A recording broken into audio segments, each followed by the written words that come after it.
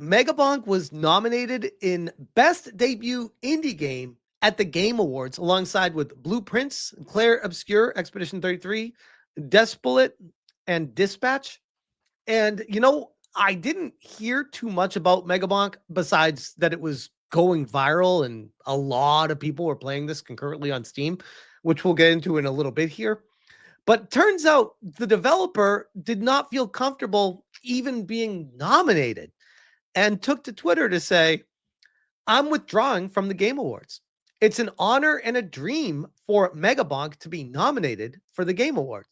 But unfortunately, I don't think it qualifies for the category debut indie game. I've made games in the past under different studio names, so Megabonk is not my debut game. A badass move, don't get me wrong, but I hear this and I'm like, well, yeah, of course you made other games before this studio. No developer just wakes up one day and just makes their first game and it's just like the most amazing thing. You got to make games to get to the point of making a better game that people will enjoy and debut and experience and love. So of course, do you think that the lead at Expedition 33 didn't work at Ubisoft making games before? Like what are we talking about here? Of course people make games all the time. This is a debut game for your new studio. But I do get both sides of the discussion. And I find this very admirable, and I give mad respect and mad props to it. But it does bring up an interesting question of what even counts as a debut game anymore? It's kind of the same thing as what even counts as an indie game anymore? Because most people think, oh, an indie game is like a game studio of one, maybe two, maybe five people, like Team Cherry, 6 people, something like that. But then you get Expedition 33 with 30 people. And you're like, well, that's still really small. Technically, it does still qualify as indie, even though they had additional people outside of the 30 developers helping put the game together and all that. Yes. What qualifies? There is no hard line. It is a huge gray area. But they continue. I really appreciate the nomination, support, and votes, but it doesn't feel right in this category. You should vote for another one of the amazing debut titles. They are all amazing games. Thanks again. New Megabonk update coming soon. Deuces. John Megabonk. And I said, boss move. Tectone says, my goat takes balls to admit this and pass up on the free clout. Huge respect. Kata, you are just too awesome. Tebow, yes, 100%. Melee Games, crazy level of integrity and transparency from you that you wouldn't see in others. Nowhere near as big, but anyone can vote for Megabonk in the Melee Game Awards for Best Indie, and it easily deserves this nomination. And from a certain perspective, guys, I see this news and I'm like, I don't know if they intended it to do this or not. I think maybe a part of them did. This is genius marketing because I wouldn't be talking about Megabonk otherwise. And when they announced it, and if it did win, which it probably wouldn't because Expedition 33 is on that list. And let's be honest, it's probably going to sweep everything. And maybe Megabonk looked at that being like, why even be a part of this? We're not going to win it. So why not do a boss move and say, hey, we're going to withdraw because this isn't my first game. And people will start talking about that. Again, I'm not trying to like take this perspective of, oh, it's nefarious and evil. Like, no, I think this is respect, mad respect for doing this. And I think he's going to be showered with love from the gaming community for stepping up. It's like the best of both worlds. So it is a good move. I'm not denying that. Pirate Nation says Megabonk withdraws from the Games Award nomination. Philip Chen, salute. Honorable and based. I mean, everyone's loving this. What a great move. Damn, I thought Bonk's Adventure was getting a new game. And we got Legendary Drops who says, imagine making a game so good that it blows your cover because it gets nominated for an award. Can't wait to see his video, lol. And this is Geoff Keighley responding. Megabonk, a nominee for Best Debut Indie Game, reached out to clarify that he is an established solo developer who had been presenting himself as a new creator under the name Vedanad. We're grateful for his honesty. As a result, Megabonk will be removed from the category. What a boss move. Keighley continues. He'll share more about his story when he's ready, but we respect that he didn't want to take recognition away from the other debut teams, M dash, even though the game itself is outstanding. Mean bastard. How many other indie devs are already well established and well funded? We all know there are a few nominees who should not be there. We are waiting for you to remove Clair Obscur from this category and the best indie category, since it's not an indie and was not made by independent developers.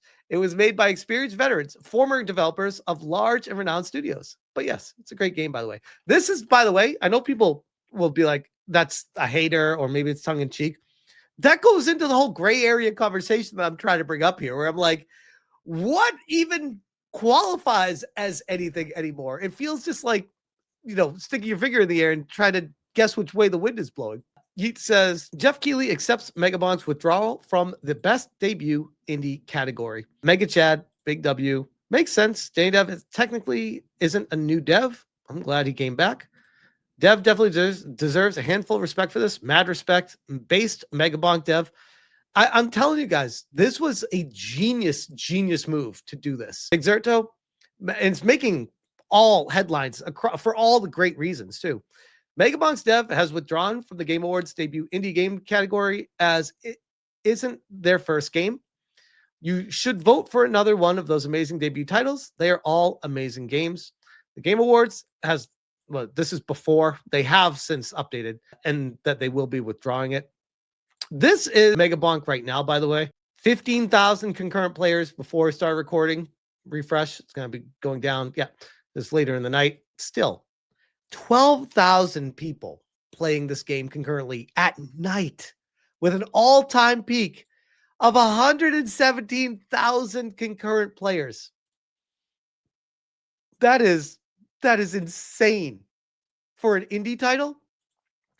And for those who aren't familiar, this is the Megabonk trailer, which I was not, to be honest, familiar at all, which is why I think this was such a boss move by this developer.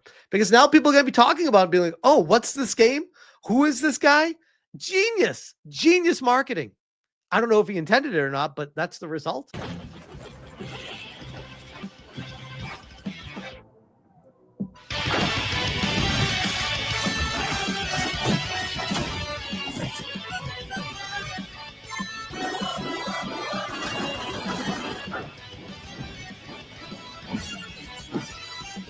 Oh my God, dude. I've seen a lot of people playing this game, and everyone's saying it's so much fun.